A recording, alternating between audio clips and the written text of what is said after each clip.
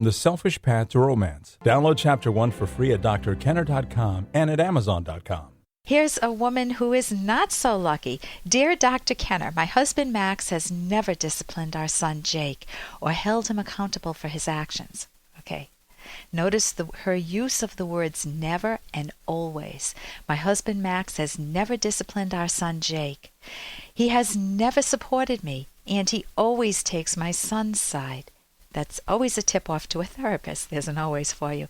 He contradicts me in front of Jake, and they both lie to me on important issues. Jake is now 18 years old, and he's unpleasant to be around. So that's a pain to have a son who's 18 years old and very unpleasant to be around. It's common, but it's not pleasant. In counseling, my husband Max admitted he was wrong and would try harder. Nothing changed. Jake throws a fit. Max gives in because any stress causes him to have a panic attack. Max says he doesn't have the energy to deal with Jake. Max and I recently separated. There are no signs of improvement. I want my 16-year marriage to work. Now see if you believe her. But my thoughts or opinions don't matter. Jake is our only child, and although I love him, I do not like him, nor sadly does anyone else once they get to know him. I blame my husband for robbing me of the opportunity to be a mother. Had I left my husband years ago, it would have been worse. My son would have been bitter towards me. I want to move on with my life now, but I'm having a hard time because I don't want to admit that my marriage failed. Max says he loves me and is lost without me, but his actions show otherwise. Notice you say you love your son, but your actions show otherwise. Counseling is no use. Max just plays along for a parent's sake, but never follows through with his promises. Can you make any suggestions, or am I just running in circles here? Marge, you've described a drama that has played out over the 16 years of your marriage. And from your vantage point, Max plays several roles. I heard you set him up as the villain. He robbed you of your opportunity to be a mother. I heard you describe him as an anxiety-ridden victim. So he's not only the villain, but now he's the victim.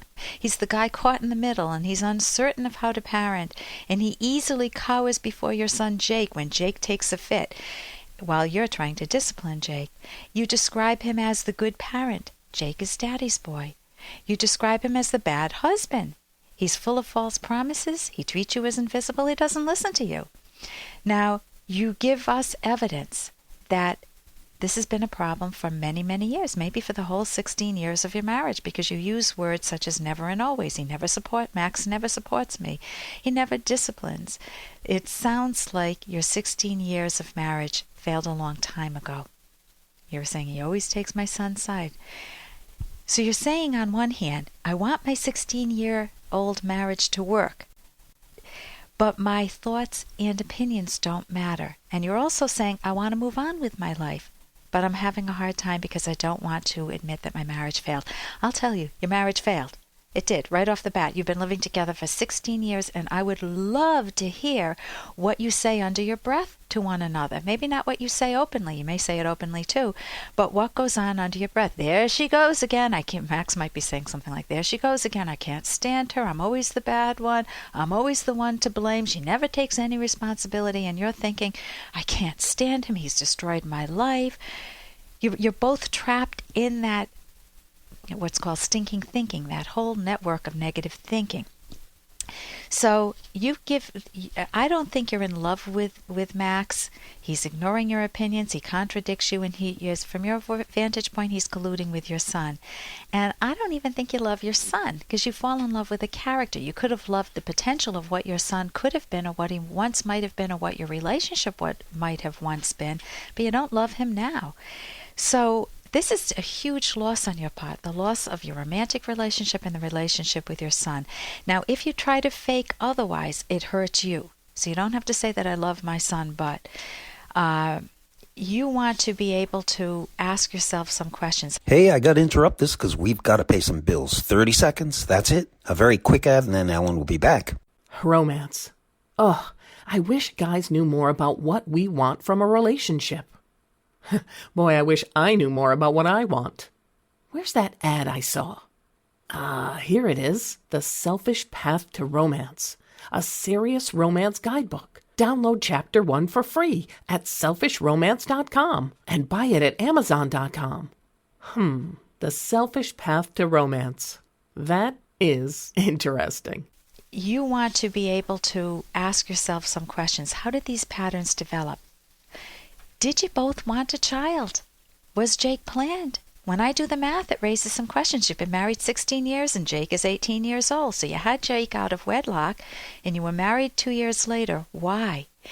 What patterns did you and your husband set up early in the relationship? Did you embrace motherhood? Or were you resentful that you had the child out of wedlock, or at a time that you were unprepared to have the child? Were you a loving, nurturing wife and mother, or did you feel trapped into both? Did you feel you had to marry Max? And if that's the case, did your resentment bleed out into your parenting style in your marriage? One of my clues is you use the word discipline. He doesn't help me discipline my kids. And I know that's common, but there's enough information out there on parenting where we talk about not discipline, which synonyms are restricted, closely controlled, and regulated. It means laying down the law, punishing your child, yelling at him, taking away his prized possessions, using sarcasm, belittling him, letting him know who's boss, and using unearned guilt. Versus what? There's enough information out there on engaging cooperation, and there are books on my website on parenting that I highly recommend. My website's drkenner.com.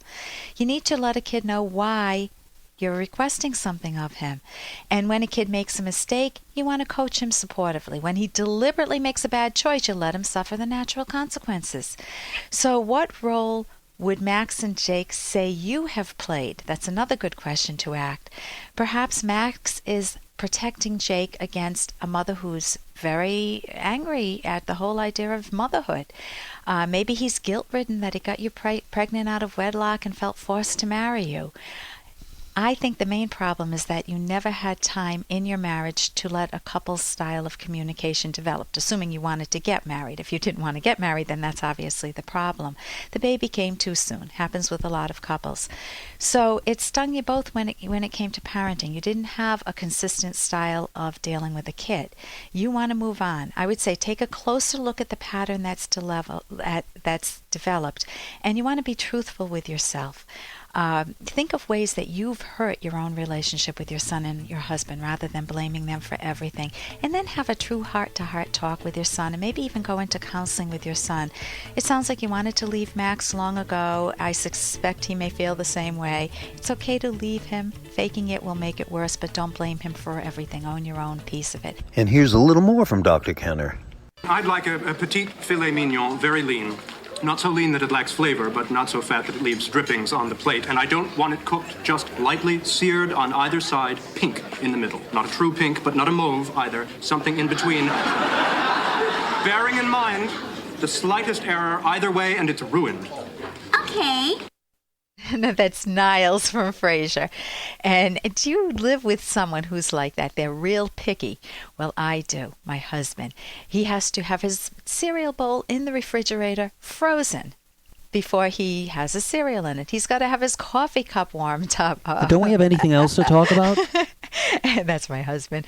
And he's very picky. And when we first got married, that was somewhat irritating. You know, he wants the counters completely clean. It's like the Odd Couple living together. But what I realized was his pickiness also was in romance. He's tremendously romantic. And I came to see that not as just being picky the way Niles is, but my husband is as being a passionate valuer. Now, he isn't as picky as Niles, obviously. He has some degree of flexibility that Niles doesn't have. Is that a backhanded compliment? Well, that wouldn't be a compliment, would it be? But I can remember when we first got married, I would ask him, what did you think of the steak that I made? You know, I'd make him a dinner, and I was the typical 1950s housewife, even though it wasn't in the 1950s. That's what I wanted to be at the time. And he would look at me and say, the steak is rubbery. And I think, nah, you're supposed to say thank you so much for making it, and it's very good. And instead, he would always just cut to the chase and say, the steak is rubbery, and the steak was rubbery. I like very well done steaks. but I came to admire his honesty. I know I can ask him any question and he will level with me, and I just adore him. So I'm very, very lucky. For more Dr. Kenner podcast, go to drkenner.com and please listen to this ad. Here's an excerpt from The Selfish Path to Romance, the Serious Romance Guidebook by clinical psychologists Dr. Kenner and Locke. One factor that undermines sexual arousal and enjoyment is to focus solely on your partner's pleasure. A self-sacrificial approach to sex does exactly that. It sacrifices your own pleasure. The compulsion to please, to perform, or to serve, not to disappoint, can be a severe source of disruptive emotion. What is the antidote? Since romance is in the best interest of both, make sure you both experience pleasure. To get pleasure, be conscious at some point of nothing but the pure pleasure you are getting. To make sure both partners get what they want, take turns if necessary so each of you experiences pleasure. Focus on enjoying yourself when you are with your partner. You can download Chapter 1 for free by going to drkenner.com, and you can buy the book at amazon.com.